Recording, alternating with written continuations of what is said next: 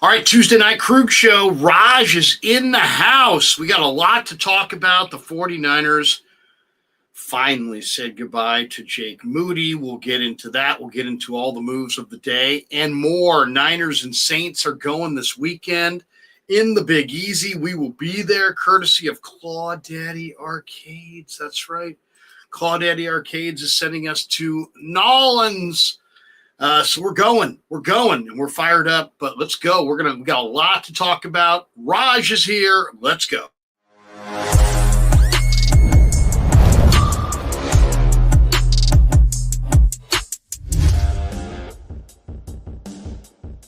Off and running on the Kreuger show, brought to you by Pig and a Pickle, the best barbecue in all of Northern California. Check them out. They're in Emeryville. They're in Corte Madera. They're open 7 days a week, from 11 a.m. till 8 p.m. or until they run out. Pig and a Pickle, the best barbecue in all of Northern California. Check them out. Go say hi to Damon and Mary. Get some brisket chili. Tell them Kreuger sent you. We're also brought to you by Habas Law, and we're also brought to you by Sleeper. That's right. 49er football season is presented by Sleeper, the fastest growing fantasy platform in the world. We'll tell you more about that in a bit.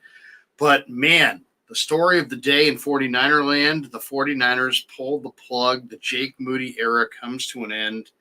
Raj, it had to happen. Doesn't mean it was easy for Shanahan or easy for John Lynch. It had to happen, and today it happened.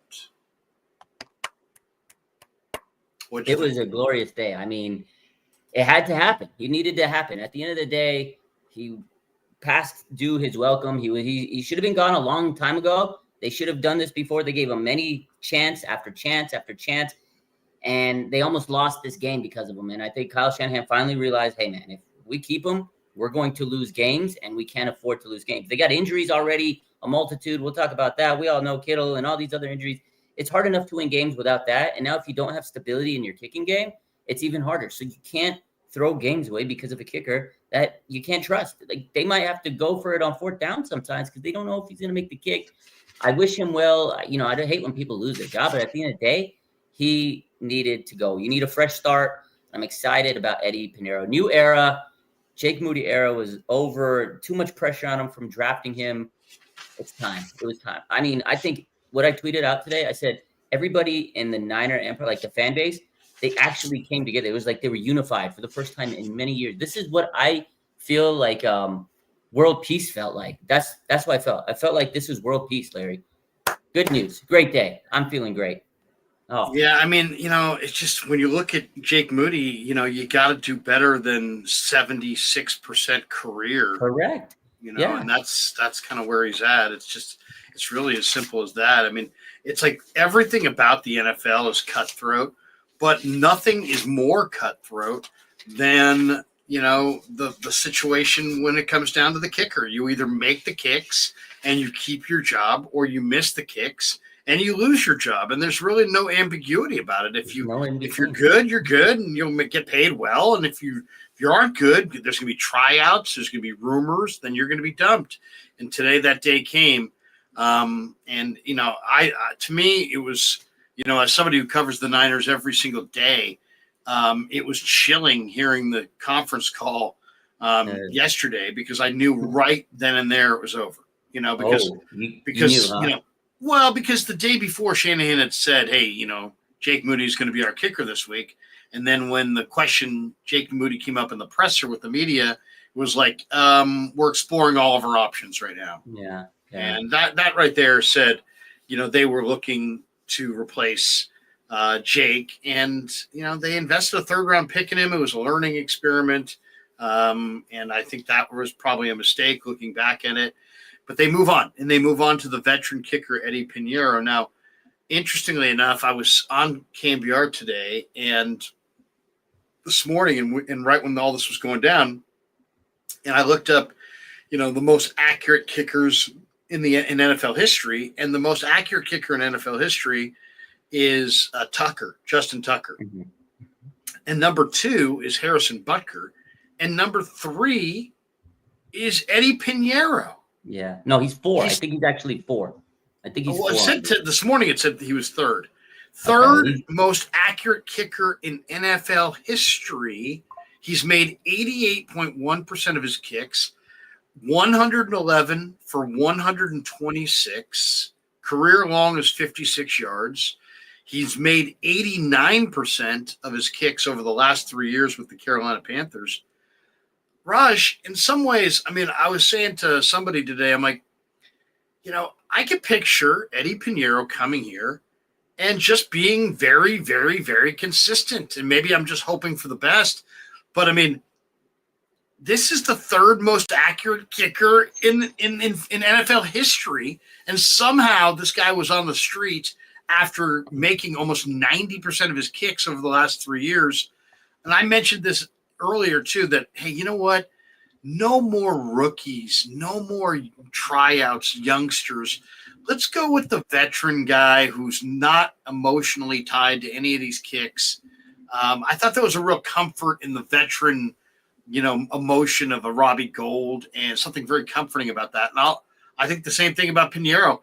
I mean, could you imagine if this guy goes and has a great year and just really solidifies this position? What we have gone from and to. I mean, he'll be the most. Not only will he be the most loved kicker, this guy's going to be on the heels of Jake Moody. If this guy does his job, he's going to be like the most appreciated kicker in Niner history. Yeah. People are going to love him, like they loved Robbie Gould because he was consistent. You knew you could count on a guy like Robbie. He came in, he did his job. Like that's the thing. I saw Richard Sherman the other day, and he was talking about it, and he mentioned exactly like you said. 74%. Field goal career. That's terrible. In his last, do you know Jake Moody in his last 22 attempts was 11 for 22? I know he had the ankle injury or whatever, but you're a specialist. You have one job is to kick it. I get it. There's a lot of pressure. Hey, that's what you're there for. You train just like all the other players in the NFL. You're getting paid millions of dollars to go out there and kick that damn field goal. And he was missing a 27-yarder doinking. Like, okay, if you miss a 55, that's a tough one, but 27 gimme field goal is inexcusable. Pinero, he's consistent. He's had 126 attempts. He's got an 89% career field goal percentage. That's what we need. A guy that you can just, all right, you got to go kick the ball because we can't put the ball in the end zone, and it's automatic, almost automatic. We need a guy, and I honestly feel, man, this guy could become a hero for the Niner fans if he goes out there and just does his job and kicks the ball. Now, if he misses, that's another story, but again, this guy's had a good track record. He's been on the team with Brant Boyer before. That's his guy. He coached him when he was on the Jets, years ago. So he already trusts him. Like he already has a built-in trust, and he knows what he's about. So I think that's a good sign for Eddie P. It's just good times, man. You need a fresh. Did I hear an Eddie P? An Eddie P. All right, I like it. I already got a nickname, Eddie P, baby. Eddie P. Come on, Eddie P. Come on, Eddie P. How could he go wrong with that one? All right. I mean, the thing with Moody, the Niners took him in the third round of the 23 draft. I think that was a mistake just because it just, it just added more pressure. But over the past 2 seasons, Jake has missed 12 field goal attempts, including, 2 Sunday in the win over the Seahawks. So, I mean, you just get bottom line. I mean, and the second one wasn't his fault, really. It was obviously just, Hennessy got caved in on the left side, but it doesn't matter. It's like it just added insult to injury. And as you said, Boyer coached this guy with the Jets in 2021. It's like, look, if you're going to have your special teams coach and he's going to be all in and you're going to hold his feet to the fire, in some ways it's almost appropriate that he gets his guy, right? Because let's be honest. I mean, he took this job and they're like, well, who's the kicker? Oh, it's Jake Moody. Oh, I'm inheriting your guy. And so now you get a clean break. And since he coached Pinero with the Jets and he probably had a say in Pinero getting hired here by the Niners, now he's more, I don't want to say he's more invested, but it's his guy. And I think that's significant. What do you think? I think so, man. It's his guy. And again, it's just the guy that has everything in the opportunity to prove himself. And I think, again, the fact that they finally pulled the plug on Jake Moody was just, that's what needed to be done. I think it was, again, a little too late. I think Jake Moody making that kick in Vegas bought him some time. I feel like that really bought him some time, but they should have probably pulled the plug at that point. But I think they were like, hey, he got some adversity through him. He made that kick and the team was like, we can't get rid of him. Maybe he's battle tested enough. And obviously he proved himself wrong he proved it wrong that at some point he's going to be a liability. So Eddie P coming on this team, I think it's a great opportunity for him. And like you said, it's just best of both worlds. We get rid of a guy that was stinking it up and being a liability. And again, with the injuries to this team, you can't have another issue that's going to cause you maybe a chance to lose games. It's going to be hard enough to win without Kittle, and they got to make sure that the kicker's automatic. So it's a good day in the Bay, man. That was fantastic. Is he going to wear 18? Did I see him wearing 18 on your? He posted 18 on his Instagram page, but he wore number 4. Jake Moody had number 4. I want him not to wear 4 because that number is giving me the heebie-jeebies. So let's hope he doesn't wear 4, but we'll see. 1-year deal for Eddie Pinero. Eddie P, welcome to town. Someone in the comments said Eddie Pinero, and also in the comments they're saying to change your mic to Shure. I think your mic's not audio's not great. Oh, let me double check that. Thank you very much. Yeah, look at that. People in the chat not giving me the breakdown. I did make some changes. People in the chat. Look at that. It's about time they got rid of Jake Moody. Like it was way too. There we go. Yeah. Sorry about that, everybody. Now we got the right mic. Look at the guys in the chat. Now that's what I call. Now there's here we go. Somebody said, for the love of God, Larry, the mic. Larry needs to get rid of his mic. Is it better, Raj? Is it better now? Okay. The other story today, or one of the other stories today, is that George Kittle officially goes on the IR, which means he's going to miss at least 4 weeks. It's not really a story because yesterday they announced that he was going to be out 3 to 6 weeks. So today it became official that they put him on the IR. Should the Niners go for another tight end? I mean, I was looking at the list of guys that are out there, free agents. There's Gerald Everett, other teams' practice squads, Robert Tonyan, Rivaldo Fairweather, Harrison Bryant, Lawrence Cager. What do you think? Should the Niners go after another tight end? They had Braden Willis on the practice squad. They could promote him, or they could also try to, if they feel like Kittle's going to be out and they want somebody who's, more of a veteran, they could go for a guy like a Tonyan, who's I think was Kittle's buddy, who went to tight end U in Nashville the last couple of years. What do you think? Do you think they'll go outside for a tight end, or do you think they'll just stay inside? I don't think so. I think they're going to promote Braden Willis.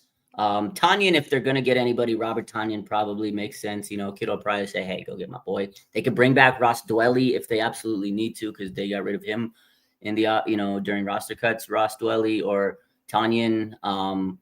I think they'll call up Braden Willis. He's on the practice squad, might as well. But you're disrespecting the GOAT, Jake Tonjes, man. It's Jake Tonjes' time to shine. The Los Gatos legend. My daughter goes to school in Los Gatos.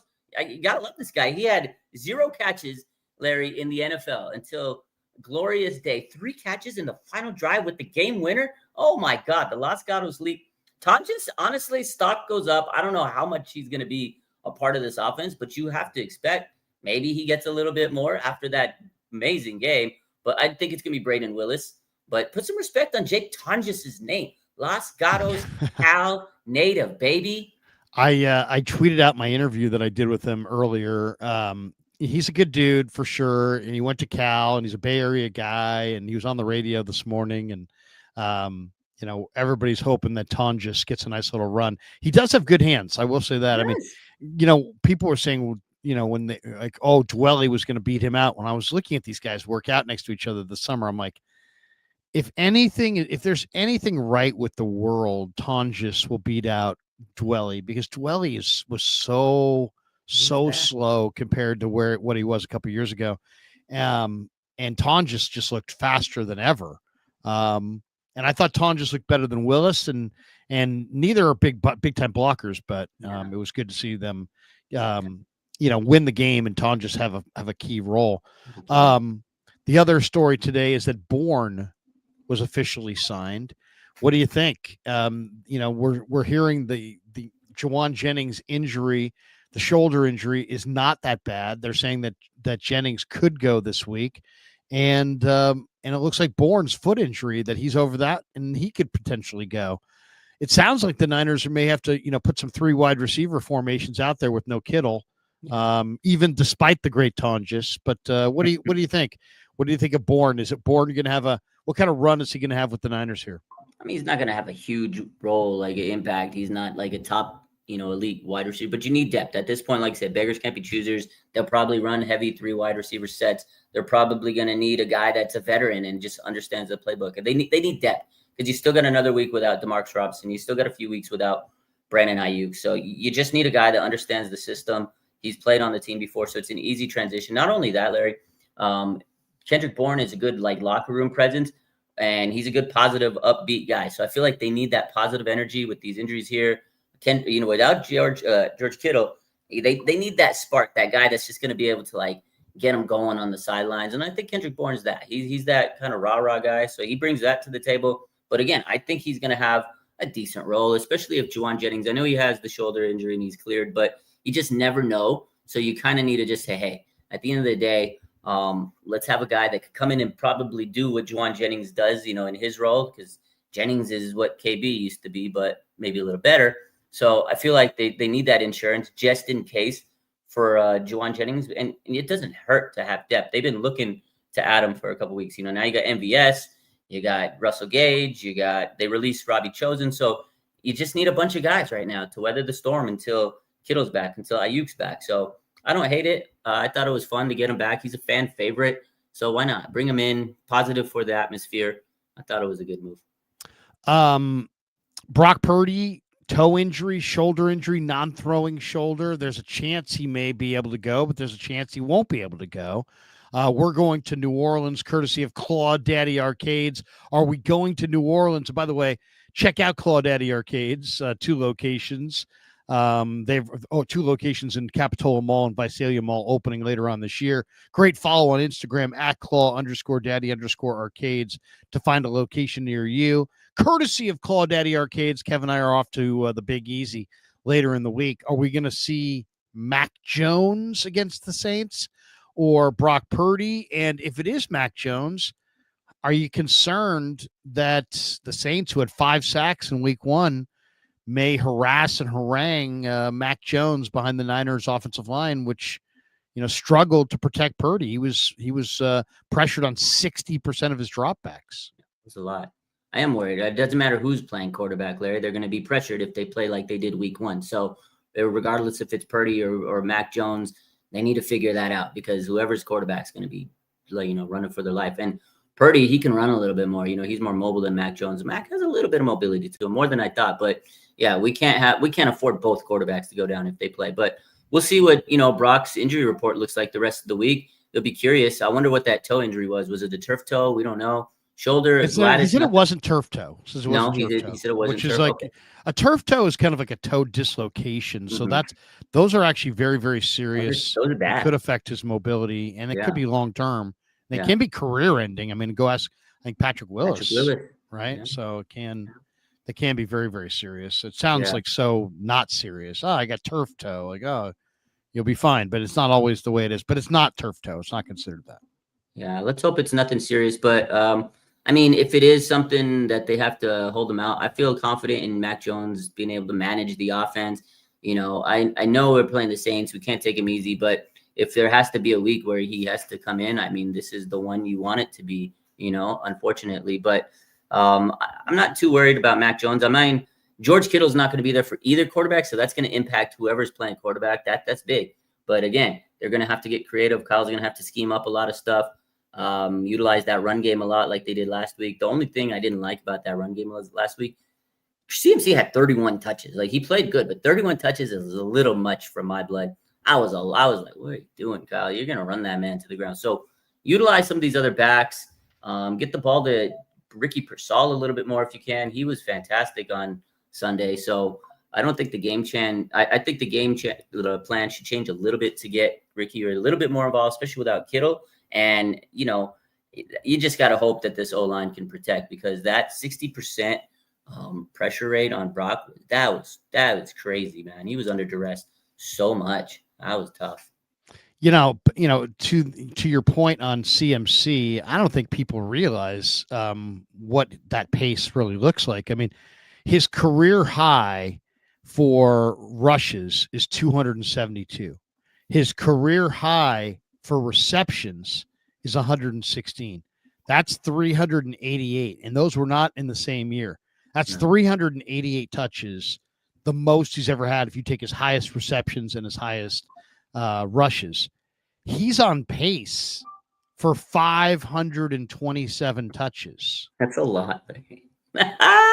527 touches. His career high, not in the same season, is 388. Yeah. I think his career high for one season is like 374. So we're talking about a pace that cannot be sustained. So yes, they need to play Brian Robinson and Guerrero and anybody but CMC a little bit. That's a concern. Ben Barch has a knee injury. It may be Connor Colby on the road in the Superdome against a pretty good Saints defensive line that includes Cam Jordan. How concerned are you that the veteran Barch could be out and they could have to go to a rookie, in only week 2 in a loud dome deal where you can probably have to operate off the silent count? That could be a major concern. Yeah, it is concerning that you might have the rookie, but honestly, I think they should let him play and don't look back. Honestly, I said this many weeks ago, Larry. I can't trust Ben Barch to stay healthy this season, and he proved me right. So just keep Connor Colby. He's going to have to learn trial by fire. He's going to have his ups and downs, but he'll be better of it. It's going to be a pressure cooker situation in a dome, but that's how you learn. They threw a lot of rookies to the fire last week, and I think it's time. Just let Connor Colby pull the Band-Aid off. Ben Barch, you can sit back and relax, and because if he comes back in, he's going to sprain his knee again. That's the type of guy he is. It's unfortunate, but I just don't have any faith in Ben Barch staying healthy. So roll with the rookie. Player. He's a good player. Good, but he's never healthy. Yeah. No, I know. I kind of feel like if Colby gets in there, he's never looking back. That's what you got to do. Don't let him look back. Let him go and let him roll. Yeah. And then if you want to get Barch back in there, I think his re-entry point is for Brendel if Brendel goes down at some point later on this year. Maybe you have center. Maybe you have Barch at center. It would be a big center. It'd be hard. By the way, the Brock Purdy jump pass was probably the low point. I know. That had to be the low point of the week. He looked like Super Mario. It looked so bad. I was watching that never again. No more jump passes. 22, and I saw that. I was like, oh, you got to be kidding me, dude. That's ridiculous. We've called this 49er truth. I think the truth about the Colton McKivitz contract is that Colton took a below market deal because he wants to stay. $15 million a year now. That was the market for Jalen Moore last year, and Jalen Moore was his backup. I think he easily could have gotten $20 million a year or close to it. Instead, he wanted to be a Niner. He stayed for 3 years, $45 million and $27 million guaranteed. I mean, for a guy who was once waived, that's a great thing. I'm happy for Colton. I think he's an underrated player. I really do. I think he's better than people think. But there's a lot of people that are unhappy about that and say, oh, the Niners are settling for mediocrity. I think the real story there, the real truth, is that they know that Trent Williams is at the very end. Yeah, this is going to be it for Trent Williams, and that the real reason they're signing McKivitz is that they don't want to have to replace both tackles in the same offseason, and they know they're going to have to replace Trent. And so I think that they're going to sign McKivitz. They're going to devote their number 1 pick most likely to offensive tackle. And I think that's how it's going to go. Yeah. That's what I think the truth is. How do you see that situation? That's literally exactly what I said. I said, you know what? I feel like, I know a lot of people don't like Colton. I think he plays better than his pay rate right now until the pay raise. I think it's good for him. I mean, is he the best? No. Is he the worst? No. I think he's above average. I think he's gotten better over the last couple of years.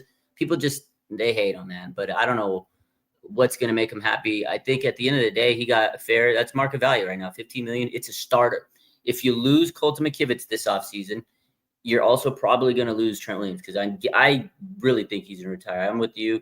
He looked very tired after that game. I mean, he's 38. You can't continue to play at that high level. I love Trent Williams, but at some point, he's going to have to retire. Now, if you're the 49ers front office, do you want to replace 2 tackles? It's hard to replace 1. 2 tackles there. At least you got a starter. And hey, even if they upgrade over Colton, like let's say they get another somehow they get another stud, they trade and you draft a guy.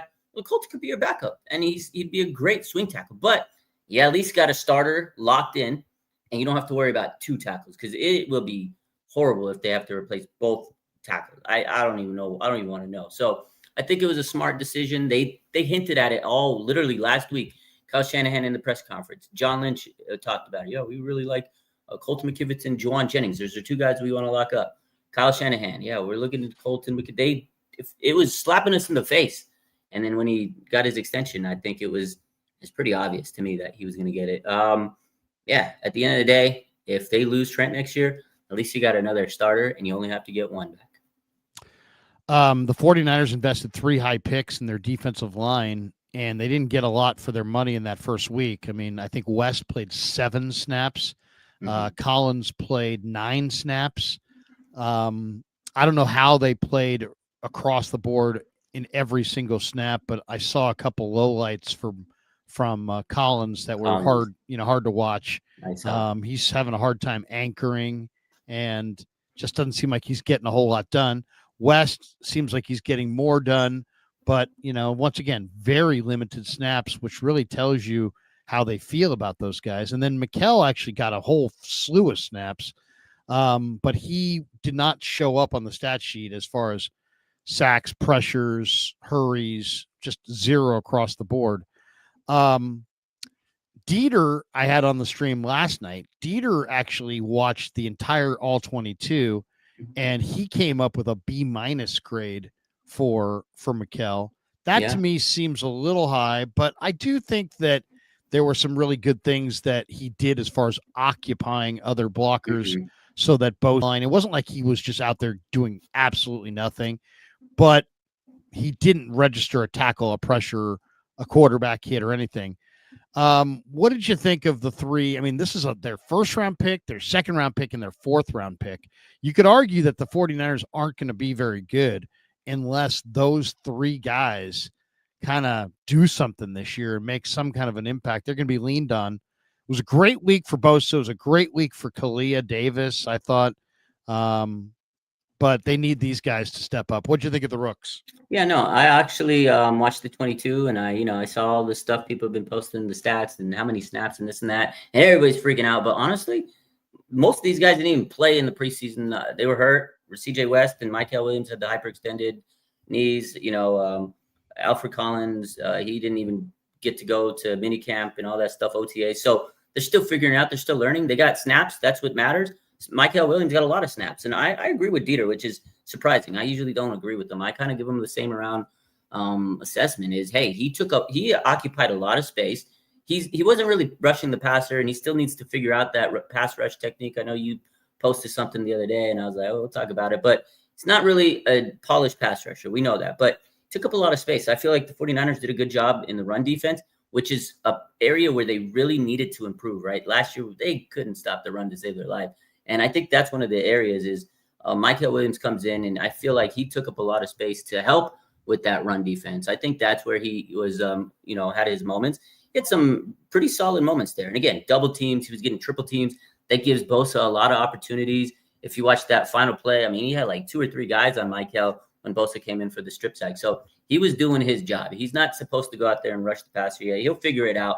I think he did a pretty good job given the circumstance. That was his first NFL game. CJ West, same thing. You just want to kind of get him out there and see how he, acclimates to the game. He hadn't played, through the preseason as well. And Collins, I think he's just a guy that's really going to need some polish.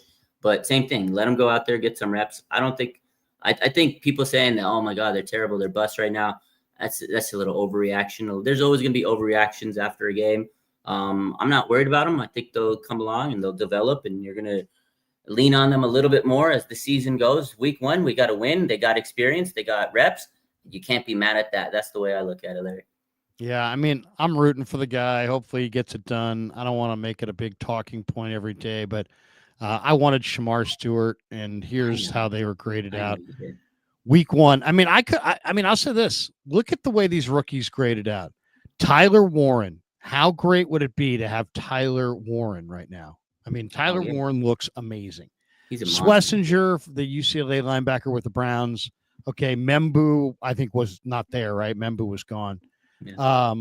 But then Shamar Stewart was very similar to Mikkel, right? Big body defensive end. And look at that grade. Yeah, I mean, just Shamar's grade was, Shamar's grade's almost 89, 88.9. The grade that Mikkel got, I think might have been 47, something like that. And then there's Jihad Campbell. I'm just saying, I like Stewart. Other people liked Williams. I don't know. We'll see how it goes. I'm rooting for Williams. I'll say this about Williams. He's got some talent, but I get the feeling that it's just going to be like kind of slow and steady. And it's like, and I hate people who move the goalposts as well. It's like, this was the 11th freaking pick in the draft. I know. It's not like, okay, I'm with you, Dieter, for a week that you did this deep dive and you're giving him a B-. Okay, fine. But think about it this way. If he goes the whole year with no sacks, no pressures, no hurries, zero tackles, you couldn't give him at the end of the year a B-. Well, obviously, if it's the whole season like that, Larry. So that's what I'm saying. It's like that's why I feel like that. It's more like it's weak, Larry. I know what you're saying, but I know what he's saying, that he did thing. Believe me, I've watched film. I worked in the Canadian League. I worked in the NFL. I've watched hours and hours and hours and hours of film with coaches. It's not always about the stat sheet. It's not about that. And I haven't done the exercise yet, so I'll defer to Dieter. And I think Dieter's smart. But when you say a guy's going to be good, really good, and then he comes out and he doesn't produce anything on the stat sheet, and then you go and grade it and say, hey, you got a B-. It's a little bit like you're trying to justify at the same time, Larry, to sit there. But at the same time, Larry, to sit and I'm just saying I preferred Stewart, and I'm not giving you I'm not giving you my phantom made up grades. I'm giving you PFF's week 1 grades. But that's 47 for Mikkel. And almost 90 for what I'm saying is you're going off of PFF. We're going to use but PFF is anybody better than I'd rather go off PFF than my breakdown, your breakdown, Dieter's breakdown. Right? I mean, wouldn't you say they're probably better at it than us? I mean, at the end of the day, that's like the only that I always hate using PFF nowadays because it's like, okay, I'm not saying it's the end all be all. I'm not. It's the big 2025 going off PFF. Let's let the season play out. Now, I hear you. At the end of the season. It's going to play out. I'm just saying, can we at least agree that if we get into week 2, week 3, week 4, week 5, if we get into, let's say, I don't know, a month or so, 5-6 weeks of football, if there's not a lot of production there, at that point, I don't think we can still be grading them high. I agree. I agree with that. Give it a month. But I see the value in this guy. I do. I saw several snaps where he is rushing on the inside and occupies two blockers. I mean, this is a big-bodied guy inside that can occupy. There's no question. Mm-hmm. And that is going to free up somebody, right? I mean, if somebody's commanding 2 guys, somebody's commanding 3 guys, somebody's free. And they did win the game. They did shut down the run. He was brought here to shut down the run. So, and Seattle had a really powerful, explosive run game. So we have to pump the brakes and say, okay, he had 0 on his stat sheet, but he did contribute to a defensive front that won the game. Yeah. So I'm willing to give it a few weeks and let it sit. But I'm just saying, and I see on the opposite side of the token for a little bit more. No, on the opposite side of the token, I see what you're saying. Again, with the 11th pick, you do want some impact stats. You do want. I under 100%. I see where you're like. What's a reasonable thing? What's rereasonable, Raj? What's a reasonable expectation for sacks for Mikkel? Because he's going to play a lot. What do you think? He's here's the thing. They're using him more as like an interior defense tack. That's the thing. If you're an interior guy, maybe 4 or 5 sacks. If you're playing like more of an edge rush, pass rush, a guy that's supposed to rush heavy towards the quarterback, you want 8 sacks at least, right? 8 so 4 or 5 sacks is what you're thinking. But if I get 5 sacks from him, I'll be happy because they're using him as an interior rusher, edge setter, guy that's going to stop the run. If he gets the job done where he's stuffing the run and he gives me 5 sacks, I'll be happy. Now, let's say, like you said, let's use your example. Let's say week 5, week 6, and the man has no sacks. Okay, then I'm going to start saying, Larry, you're right. 47 PFF grade, fucking dog shits. But let's wait till. No, I hear you. Believe me, I'm not. Hey, I don't want to bury the guy. No. I actually face him up and talk to him. So it's like I don't want to bury him. He's a big dude. He can be like, he's a big dude. I mean, I don't want. I mean, it is what it is. At the end of the day, you guys know me. I'm not. I don't play favorites, and I don't bury guys. It's never personal. I mean, if anything, it's personal where I'm rooting for them because my channel does better if the Niners do better. I mean, correct. The greatest individual month we've had, probably compared to like the rest of what we were doing around that time, was the Super Bowl. Yeah. I mean, I think we got some ridiculous amount of views that week in Vegas. I mean, it's easily the biggest week ever when the Niners went to the Super Bowl. So I have incentive to see them go to the Super Bowl. I am incentivized. I want them to go to the Super Bowl. I want every one of their picks to be home run picks. Every Niners content creator wants them to be good because you wouldn't think so. Some act like the opposite, like they prefer them to suck. Well, maybe you're right, but some of those content creators, like, okay, this might become like a Kinlaw phone situation for you and Mike. I hope it never gets to that point with you and Mike Kell. No, come on, come on. You imagine? No, I cannot imagine. Can you imagine Mike Kell? No, I cannot imagine. I cannot imagine that. I also could not imagine a world after watching the preseason where Nick Martin was inactive. Yeah. What'd you think of that? Well, the way I looked into it was they called up Curtis Robinson the day before, right? They called him up.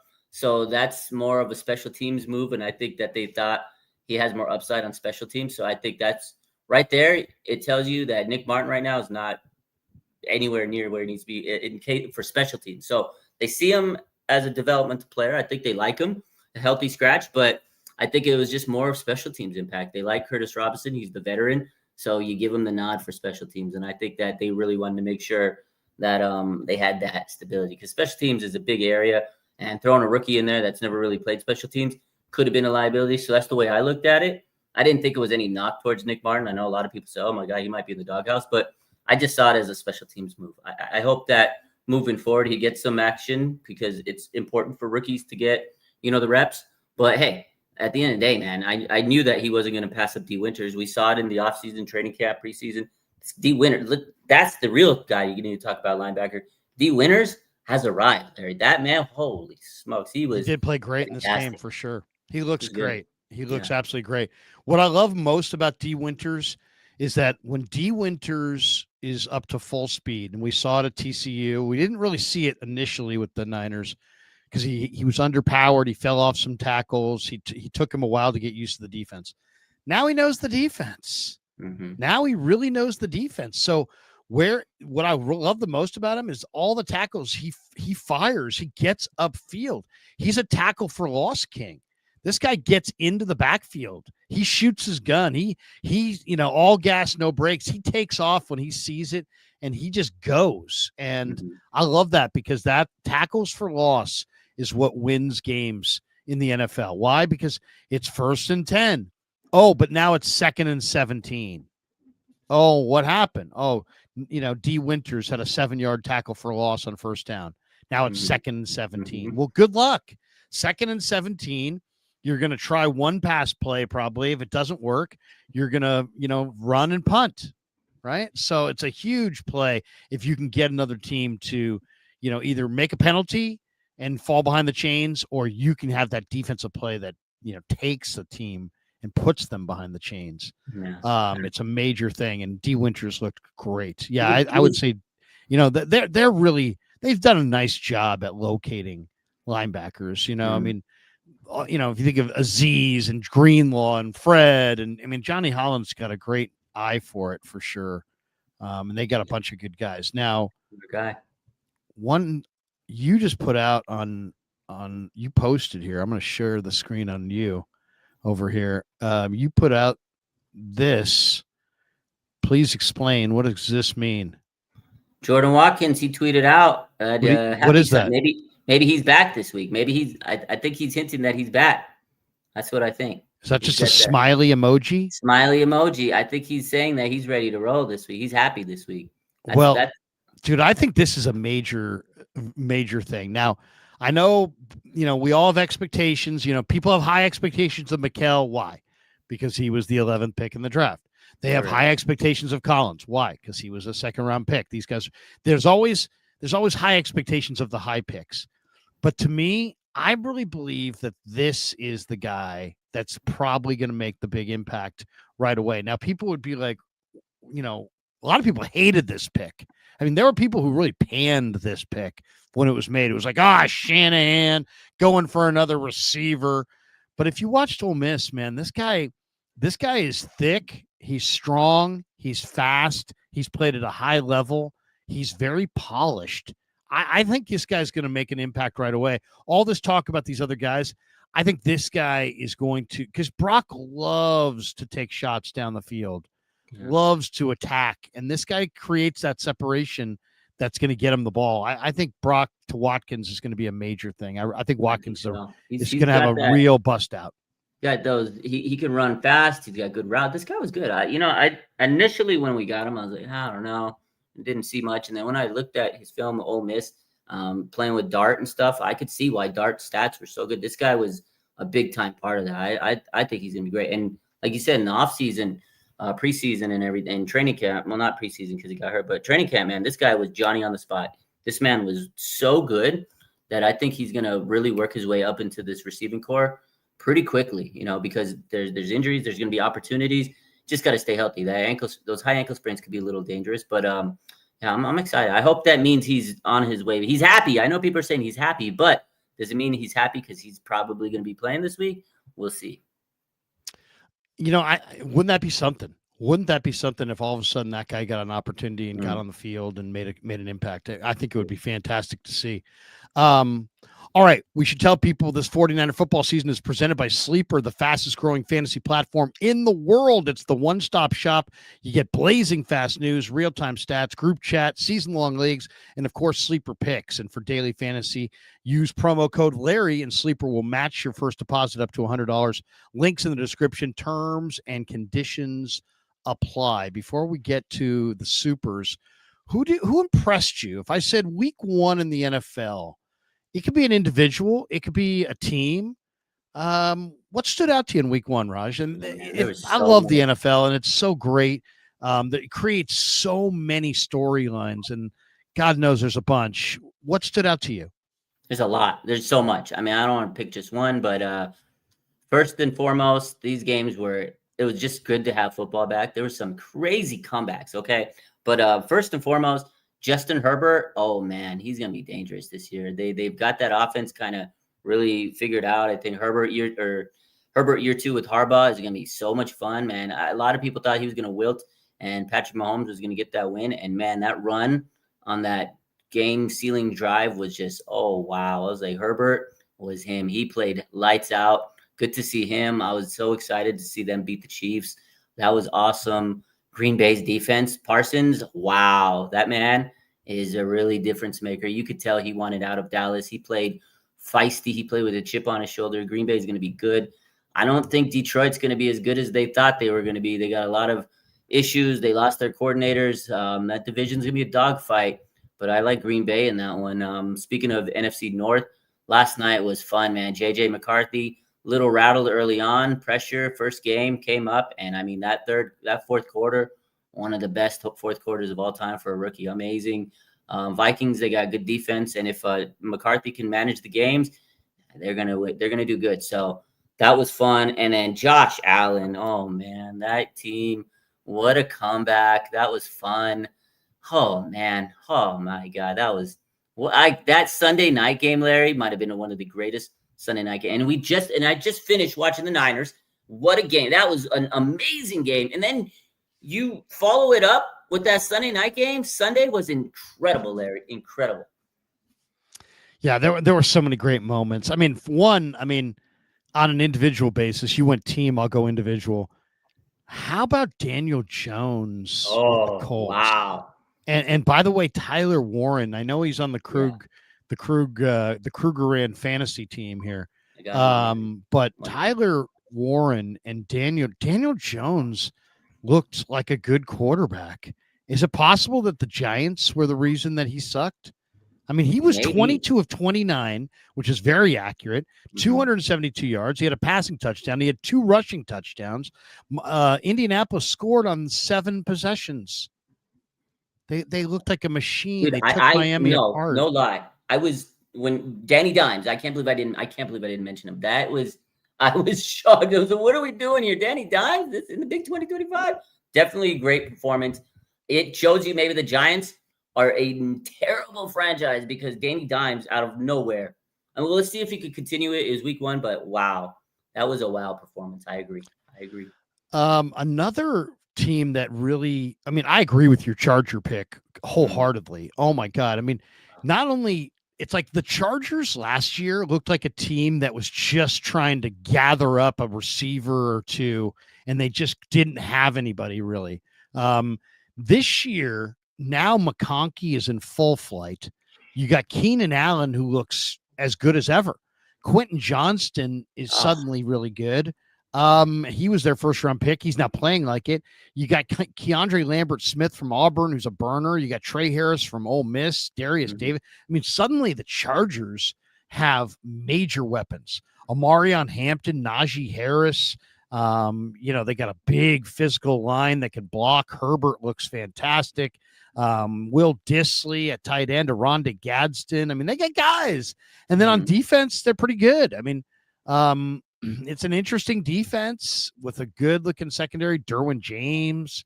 They got some nice players. I mean, I don't know. I just think they're special teams. I mean, top to bottom, I love that Charger team. I think Harbaugh, man. That's what he does. He did 3, like when the Niners look, they had great special teams with the Montana squad. They had great defense, good offense. It's his recipe. But we talked about teams that are good. I got to give you one. I mean, the Dolphins, man. Mike McDaniel might be the first coach fired this year. He might be out of the job soon. That team was, I mean, Tua is just, I know he's not it, man. Tua doesn't read coverage. Tua does not read coverage. I think it came up last year it was early last year. It came up that basically that Tua is not a coverage guy. He doesn't read coverage that well. No. So that and so they're like first read. I mean, it's like if it's there, it's there. If it's not there, I mean, he's got no ability to kind of improvise, and he doesn't know where he's going with the ball. I'll tell you who's a team that I think is really exciting that didn't look particularly great in week 1, but the Cincinnati Bengals. Okay. Cincinnati Bengals. Okay, first of all, they've got T. Higgins, Jamar Chase. We know about the great receivers, but they've improved their offensive line. They have this rookie Dylan Fairchild at left guard that I really like. You've got Amarius Mims now at right tackle. You still have Joe Burrow. You got Taj Brooks and Chase Brown running the rock, but it's defensively. They took Al Golden away from Notre Dame, and the combination of Trey Hendrickson and Shamar Stewart added, to their front. They're vicious up front. Demetrius Knight, the linebacker from South Carolina, is starting. They got a lot of talent in the secondary with Taylor Britt and Jordan Battle's a big corner. I mean, they got PJ Jules. They're a pretty good defense. Watch out for the Bengals. I mean, yes, it was the Browns and they barely beat them, but I think the Bengals are a team to watch. Another team that I really don't like this year, Detroit. Detroit averaged 2.1 yards a carry. They've lost Frank Ragnow. They lost Kevin Seitler on their offensive line. Goff over the past 4 years has led the NFL in QBR when unpressured, but when he's pressured, he's 28th in the NFL. And I just think he's going to get a lot more pressure. I don't think they're going to run it. They're going to miss Ben Johnson. They're going to miss Aaron Glenn. I think Detroit is going to be doing some soul searching by the end of this year. I agree. That's what I said. I don't believe in them. I think they're going to be a lot worse than they thought they were. Those coordinators were huge losses, man. I don't think Campbell is the reason why they were winning. I think it was their coordinators, and I don't think relying on Campbell and his coaching skills are going to get it done. I don't know. That's my take on it, but they got a lot of injuries. That team is just, I don't know. I think Green Bay just looked, I mean, they're so much better. I think Minnesota's better than them. I don't believe in the Lions this year. I don't. Let's hit some supers. Of course, our supers here are brought to you by our good friends at Habas Law. Habas Law, proud sponsor of the Kreuger Show, and we've just added Habas Law recently, and we really appreciate them being proud sponsors of the Krug Show, and there is their deal right there. 1-800-INJURED. They'll fight to make it right. I love these guys. Fantastic sponsor, brand new sponsor of the Krug Show. Omar Habis and his son Tarek have been standing up for people right here in the Bay Area. They're fierce, relentless attorneys. They don't back down. If insurance companies try to get off paying you, these guys just throw those guys around like Alfred Collins throws around 45 plates. I mean, this Habis Law makes sure they pay attention. They make sure the insurance companies pay attention to you, and they make sure that you get what you need to be getting. And they know the playbook because they've been battling insurance companies for decades and winning. They're official partners of Bay Area institutions like the Giants, the Earthquakes, the Sharks, San Jose State, Santa Clara. So if you need someone in your corner, call the firm that insurance companies are hoping that you would never call, Habis Law. They will fight to make it right. Visit habislaw.com on the web. My entire family was made up of lawyers. My dad worked in the San Francisco City Attorney's Office for 40 years. My brother's an attorney, now become a judge. My sister's an attorney. Wow. So there was a lot of arguments at the table, but no, I know the difference between a good attorney and a bad attorney. Wow. And so you were the only one that didn't go to law school there? No, my sister also taught school. It's funny. My dad used to say to me as a kid, he's like, "Oh, of all my kids, you're going to be the best trial attorney." And I said, "Why's that, Dad?" And he's like, "Well," and he never would really say. And then finally in high school, I'm like, "Dad, why'd you always say I would be the best trial attorney?" He's like, "Well, you're very argumentative." He's like, "You know how to make an argument." So there you go. But anyway, I never went down that road, but they did. And I know the difference between a good lawyer and a bad lawyer. And believe me, when you're in a pinch, you need a great lawyer. Yeah. And that's what you're going to find at the Habis Law Firm. So 1-800-INJURED. They will fight to make it right. Visit their website, habislaw.com on the web. And thanks to Omar and Tarek for being fantastic guys and great sponsors of the Krug Show. All right, let's get into our supers because we have a bunch of supers here. Here we go. JC Mania is in the house, Raj. He says, thoughts on the Dylan stat of Jake Moody. He gone. He gone. I don't want it to come across like we're dancing on anybody's grave because I think that's tacky. And unlike, Jake to a lot of you guys is just like a name. I actually have met the guy, talked to the guy, and have had dialogue with the guy. And if I saw him on the street, I would talk to him again. So the last thing I want to do is laugh about his darkest day. You know what I'm saying? I understand. Believe me, I understand sports fans, and I understand.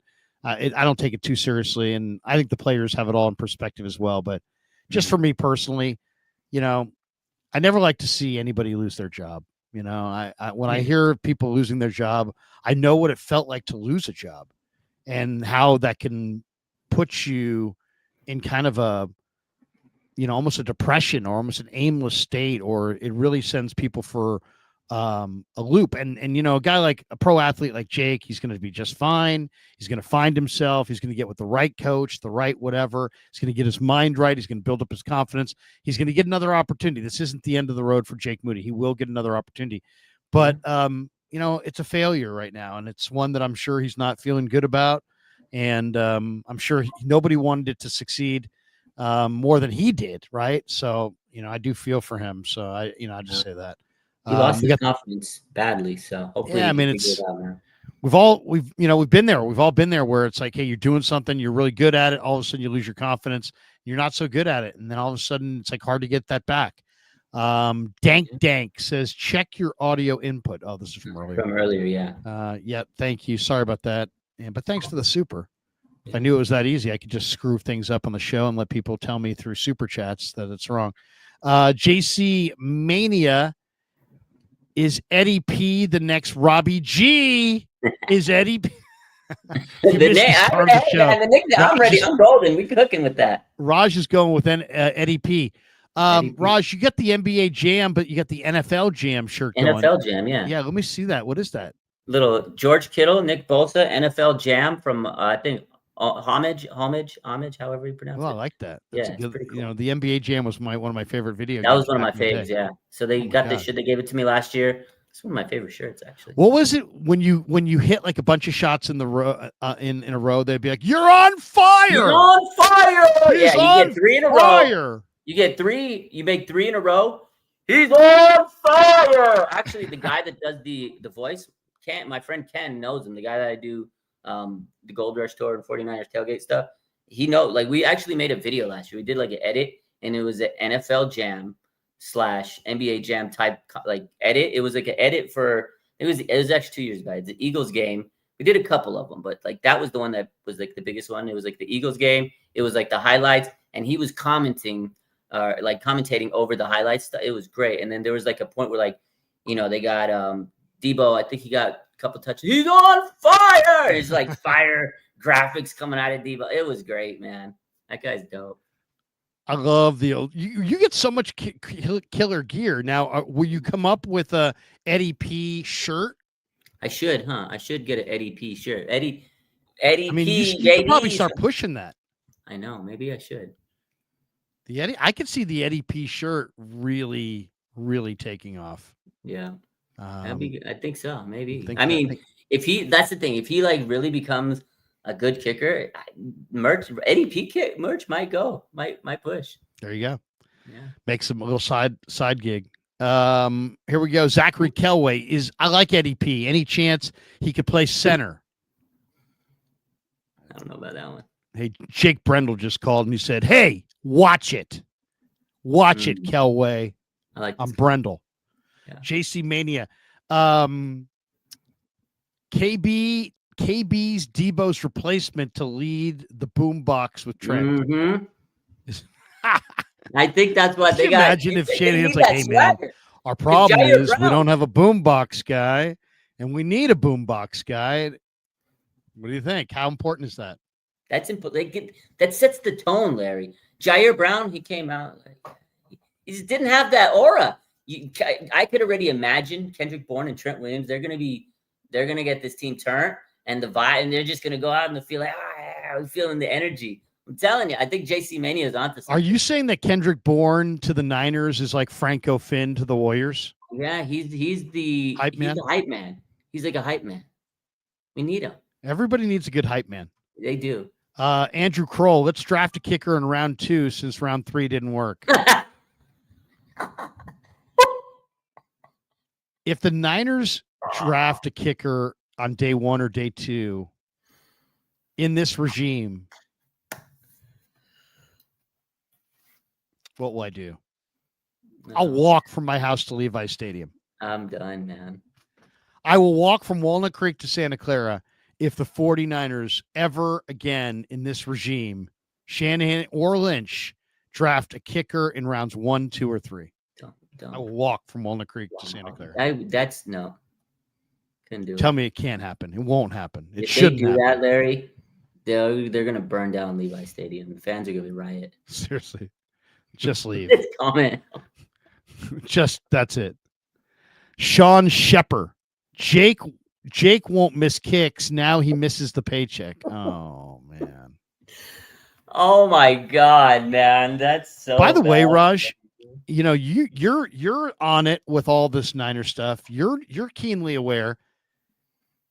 John Lynch probably said no more than a month or 2 ago, Jake Moody's going to be the kicker here for a long time.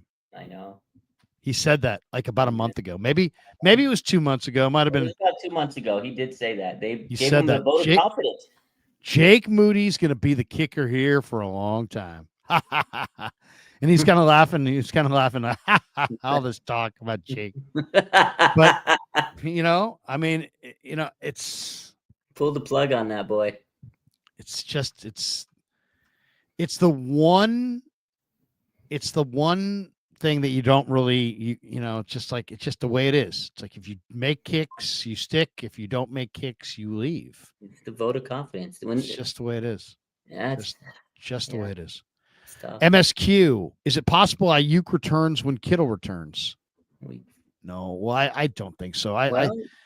Okay, I mean, I've seen Ayuk sprint a couple times, and I know he wants to get back, but I still think based on what I see, I mean, we're already in September. Mm-hmm. So I would say he's November.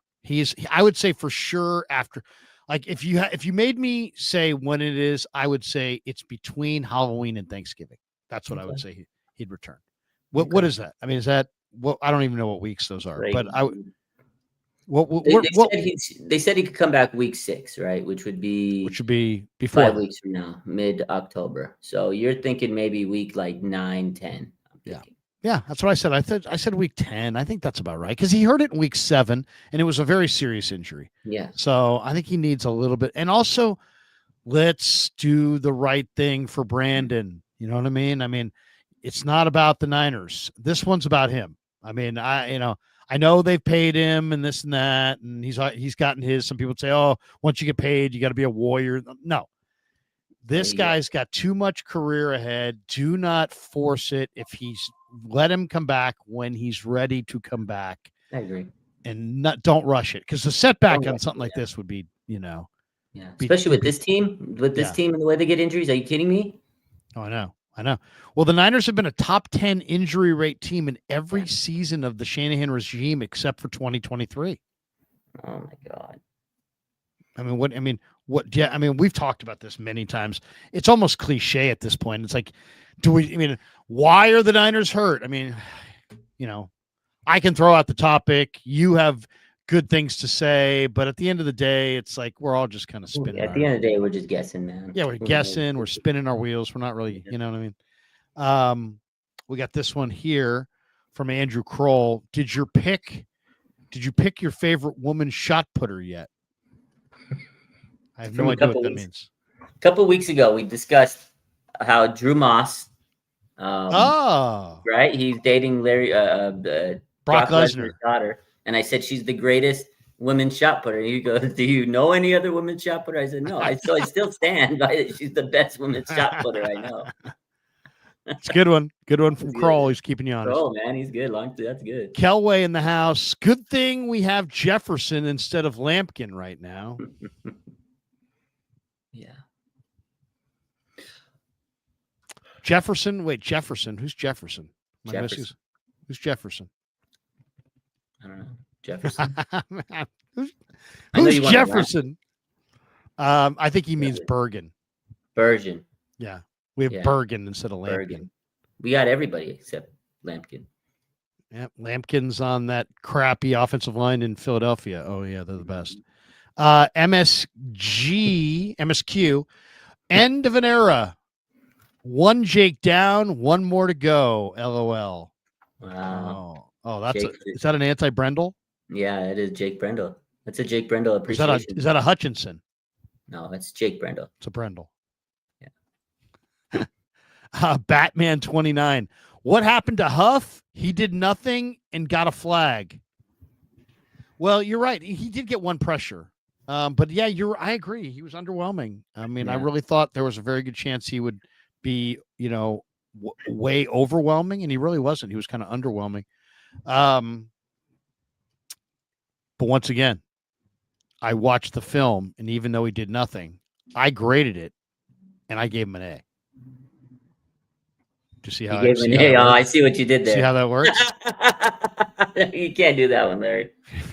He did nothing and got a penalty, but I rewatched. No, but he didn't take up space like Michael did. And I gave him an A.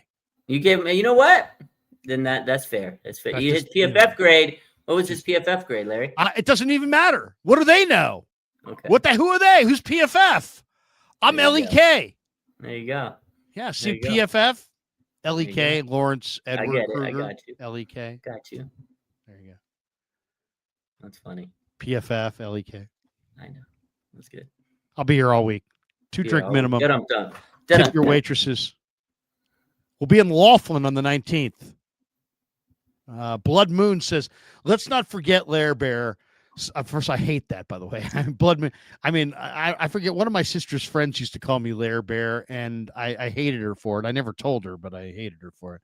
And I don't want to hate you, Blood Moon. But he said, let's not forget Lair Bear.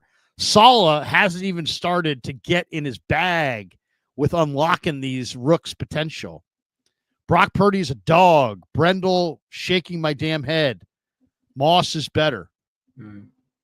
Yeah, I mean, what if they go to like, what if they went to Colby and Moss instead of Barch and Brendel, and they just started killing it? They could. You never know. They could. You could. They could. They could. Let's do it. Let's make it happen. I might need to make a phone call. I made a phone call last night. That's why we got rid of Jake Moody. Really? Oh my God. Don't ever cross Raj. I thought it was Murph. Murph put the hex on Moody. He's like, that's it. No more. I did a call. Like, I do weekly. Once Murph says it, it's like, it's time. You know, if Murph is saying he's got to go, I mean, then you really should have gotten rid of him months ago. Yeah. I'm just joking, Murph. I love you. Frank Tom Ocean, 2 GOATs in 49er content creator game. Have fun this weekend with your boy, LK. Raj equals legend. Go Niners. Appreciate you, Frank Tom. It's the man. Appreciate Frank you. Tom Ocean. I wonder if he's any relation to Billy Ocean. I was thinking the same. Is he any relationship to Billy Ocean? I doubt it. You know, I'm the kind of guy that could be driving down the street listening to Caribbean Queen. And I like Billy Ocean. Can you sing it? Can you sing? I know. I don't know if I can't sing it because if I did sing it, it would go viral, and I don't want to go viral. Yeah, I know. We got to hear the clip. So you're gonna get a clipper. You'll get one of those clippers. Can you sing it? You see the way Coach Ron's Yak's gonna clip you. Coach Yak's gonna clip you. Yeah. Oh yeah. Thanks, Coach Yak. Jason, last time he clipped me, Jason Poe went after me. No, bro. And he posted that. Who needs enemies when you have friends like Coach Yak? I'm just joking. I'm joking, Coach. Why? I love you. I love you. I was like, Poe was overreacting. You kind of did. I think everybody could see that. And I felt bad. I felt bad because you know me, dude. I had no vengeance about Poe when I said that. It was all a Lampkin thing. And I like Poe. God, you know, I mean, I really like talking to him. And I was kind of bummed that he took it the wrong way. You know what I mean? I guess there's only one way to take it, I guess. No, there's no other way to take it, Larry. Hey, Raj, all I said was he's much better than Poe. It's not like I crapped on Poe or said that he had 90-year-old knees or something. You know, it wasn't like but nobody. It wasn't like personal, and Poe's out of football. But nobody likes to hear that someone's better than them. Yeah, I guess. And then he's like, "Hey, man, Grant's better than you." Yeah, I know. And then I was like, he played your card. I was like, "What did you just say?" No, I'm just joking. I was like, yeah. That was crazy. I was like, oh, I couldn't believe that. Yeah, and then all of a sudden, Coach Yak put it out there. I'm like, Coach Yak, I know. Come on, bro. As soon as anything that's Niner, he just posted up. Like he's a posting monster. He posts more than me, dude. It's crazy. He does. He makes you look lazy. I know he does. He makes me. Well, I'm working too. Like I'm balancing like 3 different things at the same time. Coach Yak is beating you in 3 time zones away. That's his key. He gets up earlier because his day starts earlier. I know. You're in the rack. He's already had his toast, his jam, his juice, and he's posting, and it's like 4 a.m. West Coast, and this 4 guy's over here. I'm waking up. He's at the Tandy 5000 pecking away, and I'm like, God dang, I'm like 10 posts behind already. PWS, Danny Dimes' new nickname, Indiana Jones. Oh, yes. Now that's good. That is good. That is good. Woo! PWS. Wow. PWS in the house. NBA Elias, 49ers need to trade for Dolphins receivers or O linemen. Yeah, they might. I'll tell you the guy that if I were the Niners that I would want from the Dolphins, because you don't want to. Don't fall for the. Tyreek. I ain't falling for the banana in the tailpipe. You can't go for Tyreek Hill. Tyreek Hill's got, he's got illegal entanglements. He's got a cap number of 53 or 56. Yeah. He's got a cap figure next year, 56 million. And he's got domestic violence allegations. He's got too much. Steer clear, and he's slowing down. His game's all speed. The guy, though, that they have is Malik Washington, who's a tiny little slot receiver, but he's really, really productive. Okay. Really productive. That would be the guy to get. If you could get Malik Washington, that would be the guy to get. Or if you could get Jalen Waddle, but I was going to say, I'm glad you didn't say Waddle. He's always hurt. He's always hurt. Yeah, you can't go. He's an injury case. And I don't know about their O-line. They have a good O-line? I don't know, honestly, if they do. I don't know. 49er _ throwback. Larry, if I'm Mac Jones, I attack the Saints secondary, They lost their best safety to a torn labrum and their cornerbacks aren't good. Players of the Seattle game. Who would you give players of the game to? That's a good one. Man, I gotta go. Mean, you could go with any number of guys, but Raj, who gets your player of the game for Seattle? Player of the game is Nicholas John Bosa. That man was the reason he sealed. He was the closer. He's a closer, but he was just ferocious, man. And he's on another level this year. He looks like just insanely strong. I feel like, he did say a couple weeks ago that he's ready to prove he's one of the best in the league. And I think he's playing with a chip on his shoulder. I got to give it to Nick Bosa on defense. And on offense, man, I'm going to go Ricky Pearsall, man. He really stepped up, made some clutch catches. I know you can make the argument for Brock for stepping back and, leading the team and, bouncing back from the interceptions. But, man, Ricky Pearsall, he has really stepped up. I think he's taken that leap already. He looked impressive, man. He made Tariq Woolen look silly.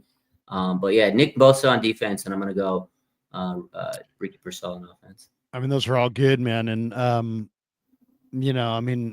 I got to go Tongas just because I really feel like, this guy never had a catch until that game. And then he took that game over at the end and 3 big catches, one on a 4th down, the other in the end zone. I mean, the way he attacked that ball was not going to him. That ball was going to Tariq Woolen. That thing was freaking picked off. And Tongas just said, nope. Because you got to remember this, Ton just had it all in front of him. He saw Woolen's hands there. He had the thing in front of him. And so he saw where Woolen was and where he needed to be. And then he got there and ripped it from him. So I got to go with Tongas, but I also got to go with Brock Purdy because, man, Brock Purdy was awesome. I mean, when you really think about how little there was early, the holes were small. The O-line did not open run lanes. The O-line did not pass protect. He was running for his life. Yeah, he had a couple bad throws. I mean, I'll say this too. It's like you know what we call a bad throw? A bad throw is a ball that gets picked off. But in reality, if you go and watch that film, and I did take the time to go watch this over the day after the game, Brock Purdy put up, I would say, somewhere between 7 and 10 50-50 balls where he just put it out there. Yeah. He just put it out there and gave his guy a chance to make a play.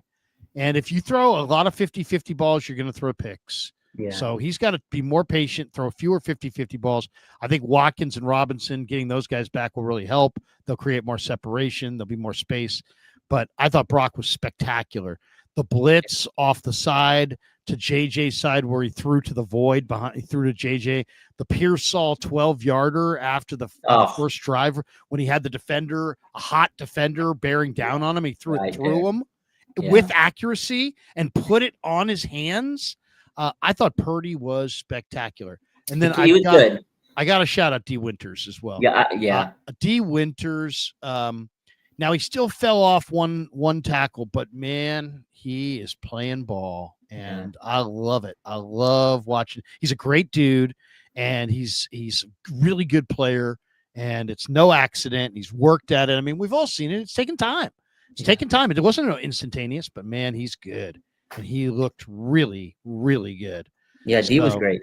He was great. And Marquise Siegel is a rookie, played every game and had a fumble recovery, or every snap, I should say, and had a fumble recovery. He was fantastic. Yeah. I got to go. Hold up. I was going to say, Siegel, honorable mention, Siegel winners. But one guy we didn't mention that we have to, because if you watch that game, 31 touches, we mentioned him. CMC, man. Like, without CMC, I don't think the Niners would have been in position. No doubt. The big 4th down catch on that game-winning drive. Like, he made some big plays. CMC, man, I mean, unbelievable. He went from Wednesday, limited in practice, or full practice Wednesday, limited in practice Thursday, Friday, questionable to play. I feel fine. And it was like a calf gate. Nobody knew he was going to play. It was like the whole weekend. We were worried. Man had 31 touches. We got to put some respect on Christian McCaffrey's name. I forgot. That guy. I think we got to learn a lesson too. We got to learn our lesson, which is, that was Christian McCaffrey at full tilt. And at full tilt, now he was only 3 yards a carry, but against a good defense, he carried the Niners with almost 150 total yards. They've got to get to the playoffs with a healthy Christian, and I would do anything to do that. So if I were the Niners, I would get rid of one of these backup offensive linemen, go sign a Damian Martinez off Miami's practice squad, use an assortment of backs throughout the year, and make sure that Christian is upright come playoff time. Because I'm telling you, I like Philly. I think they're pretty good. I like Minnesota. I think they're pretty good. I like Green Bay. I think they're pretty good. I like Tampa, Atlanta, the Rams. Washington. I think all these teams are pretty good. Even with the Niners youth, I will take my chances with Brock Purdy and this 49ers defense if they can get to the playoffs with a healthy Christian. I really think that could be the difference, especially since we know the Super Bowl's here. So anyway, just 31 touches is not going to keep them healthy for the playoffs, though. No, can't do that. Can't replicate that. It just can't happen. They have to do something better than that. Andrew Kroll, sign Justin Tucker, pay him in tuggies. Oh God, it's awful. At first I thought it said huggies. It said tuggies. That's not good. Sean Shepper. Krug, Lynch lied about being in church. Remember that? What was that from? Yeah, it was from Jimmy Garoppolo when he retweeted the Jimmy Garoppolo, I remember that tweet, and he goes, "I'm sorry, that's my all-time favorite John Lynch tweet. I was in church, my phone accidentally hit the tweet button." That's bad. I don't know about you, but man, when I go to church, I so much don't want to be. I'd rather my phone go off in a Kyle Shanahan press conference than go off in church. I leave my phone in the car at church, unless it's like playoffs. Got it. If it's playoffs and there's a game going on, I'm not at church. Let's be honest. I believe in strict NFLism. Andrew Kroll, thoughts on Kelsey taking down his own receiver? Did you see Kelsey taking down his own receiver? I didn't see that. Yeah, he's the one that hurt Xavier Worthy. Oh! I thought he meant like in some quote after the game. Yeah, it's friendly fire. Ken Norton took down BY. Ken Norton took down Richard Dent. Took them both down. Different years, but he took down BY in the late 90s. He took down Richard Dent in 94. Norton was a little reckless. So yeah, friendly fire can happen. Okay. We have this one. Raj, did you know Krug knows who Adam Copeland is, aka the rated R superstar? LOL. Also, is it Valdez and Justin Jefferson or Jordan Jefferson for that interior defensive line? Well, Jordan Jefferson was inactive. Valdez is on the practice squad. I talked to Jordan Jefferson this week. He's a really, really interesting guy. Those are the backups, and I want to see Jordan Jefferson because he's huge and fast. And I want to see Valdez too, because the motor is off the chain. I didn't know that you knew. Are you a buddy of Copeland? What's the, I don't know, the rated R superstar? You know who Adam Copeland is? Yeah. Adam Copeland? You know who Adam Copeland is? From KMBR? No, it's not third. So it's a different guy. Different guy. It's a different guy. He's a wrestler. Adam Copeland's a wrestler. Look at that. Frank Tom Ocean. LK, can you play the old Larry video? LOL. The old Larry video? Oh, I got you. Here we go. I'll give you 30 seconds of this. This is I refer to it as the Johnny C. Johnny C's in the house, ladies and gentlemen. Let's go to Johnny. Johnny C. Let me try, Larry. Okay, so Larry, here's the deal. Larry, honestly, Larry. No, but Larry, I gripe here though, Larry. Here, Larry. And now Larry. I mean, Larry, but here's the thing, Larry. What do you think? I think they're going to sign Jason Peters. How old is he? He's 40, but and Larry. Larry. I mean, Larry. I wish I could, Larry. Johnny, we're gonna have to jump. That's funny. Johnny C. Johnny C. Legend. Oh, thank you, Frank Tom Ocean, for bringing back that little nugget of wisdom. And by the way, in the future, it's the Johnny C. video in my mind. Sean Shepper in the house. Krug, Moody would have missed with a hand grenade. Oh my God. Yeah, I think so. What's the old saying? Close only matters in horseshoes and hand grenades. Oh my God. Oh man. Okay, we got a couple more and then we'll get out. Larry, I found the tweet, the John Lynch tweet. I found it. Okay. So this was John Lynch back in December 24th, 2021, Christmas Eve. That's what made it even better. It was Christmas Eve. He goes, apparently, it starts out the tweet as, apparently, while in Christmas Eve mass with my family, I accidentally and unknowingly liked a tweet. I never intended to and remain a huge believer in Jimmy. Merry Christmas to everyone. Oh, you mean he had liked a tweet showing frustration with Jimmy? It was like a like tweet about, I can't remember exactly what it was. Like tweet about like keep Jimmy in this city where they're at, or something about like just mad about Jimmy Garoppolo. Mad about Jimmy, and tweet, and he liked it. And if anything else, he was looking at it. He might have Do you believe that John erroneously liked it, or was backtracking? Tweet, dude. I think he actually fucking. He was feeling loose on Christmas Eve. Yeah, he was fucking feeling loose, and the comments were great. Like Coach Jack, I remember that me and him posted like comments on the tweet. He says Coach Jack's tweet is still viral. It's like it has 1,000 likes. He goes, "Don't worry, John. We all like that tweet as well." That's awesome. So good, dude. Once again, leave your phone in the car. PWS, appreciate the love, guys, but I stole that from Insta, LOL.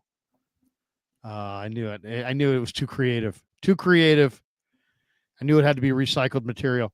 Los D in the house. New Orleans is amazing. Visit Dragos restaurant if possible. Enjoy. I'm thinking maybe Koshan. I gotta take Kev to some classic places, right? Because it's his first time. So I think we got to go to the oldest bar in the country, the one that has no doors, that was open during Katrina. We'll have a good time. We will have a good time for sure. Got to do New Orleans right, that's for sure. Justin says Warner Brothers, Siegel, Winters, Lenore, CMC balled out. Not Warner Brothers. Warner, Bosa, Siegel, Winters, Lenore, CMC balled out. Oh, there was a few others there too, but yeah, good ones. Good ones. Sells surprised face. The problem is that McCaffrey wants all the snaps. I don't care. He's not the coach. I mean, seriously, I've heard this 10 times. He's a hard guy to get off the field. You're the coach. You're not a vendor. You're the coach. Why is it so hard to get him off the field? And also, here's what I would say to Christian. Christian, we've already paid you. We traded for you to win the Super Bowl. Have you noticed we haven't won the Super Bowl? We'd like to win the Super Bowl. So I don't care if you got to go play golf at Pebble Beach for 6 weeks. I want to make sure that you are there for the playoffs. So can I just go to B-Rob? Can I just throw a few passes to Garendo when we get an 8-point lead against the Saints in the fourth quarter? How about you just, I don't know, go grab a 49er baseball hat? What do you think? Let's do it for the Super Bowl. Just try to sell them on it. I'll make it up to you. I'll make it up to you in Cabo. Right? I mean, you got to do something. Whatever they got to do, they just got to make McCaffrey just understand. Get the ball more to Robinson. All right, JC Mania, is Purdy going to get a Jordan deal? LOL. Jumpsman Purdy. Oh God. If I never see another jump pass again, it's too soon. Martin Hansen. Larry, what's the over-under on how many games it will take before Colby takes over for Barch? I'm going to say 0. He goes Sunday, and he never looks back. And then I think Barch probably replaces Brendel at some point.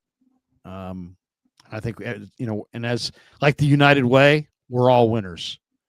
Frank Tom Ocean, let's go. Thanks, LK. Laughing my ass off. Anthony Catania in the house, one of our great sponsors. Anthony Catania is the owner of Sharp Corners Sports Cards and Collectibles, folks. They're at 205 Cypress Avenue in Pacific Grove, California, on the Monterey Peninsula. And give Anthony a call. He's at 831-521-5264. Big-time Niner fan, and he's a great follow on Instagram, just like Raj. Sharp Corners 831 on the IG. He says, great show, guys. Will Martin get any playing time this week? I would say no. I think they're probably. Well, I'll say this: Robinson or anybody off the practice squad can only get three promotions. So maybe they'll go to Martin this week and use Robinson in a couple weeks. And we have this one from Martin, who says, "Will Guerendo overtake Robinson?" No. I think Guerendo is going to be a specialty back. And Martin says, will Guerendo overtake Robinson? And once again, no. But I like the first question better.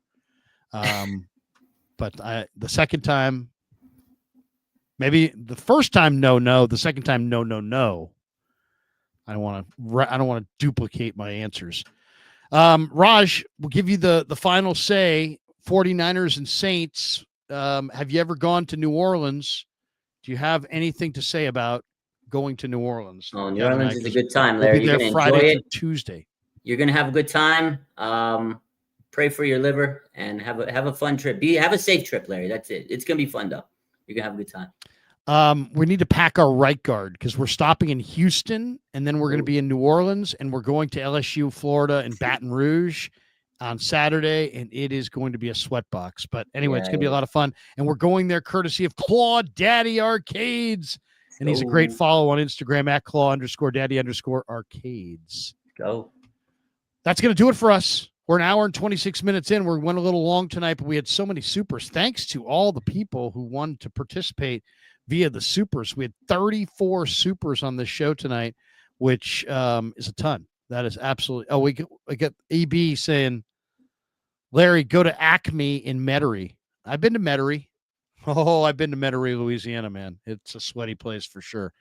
Anyway, that's going to do it for us. Thanks. Hit like and subscribe on your way out the door. Brand new merch in the Kreuger Show store on YouTube on our page. Check that out. We got brand new polos that are really, really nice. I think you guys are going to love them. Check them out. A little gift giving ahead of the holidays. But thanks to Raj. Thanks to all of you. Have a great night, everybody. Peace. Yeah, never met a man I've been scared of. Careful, you won't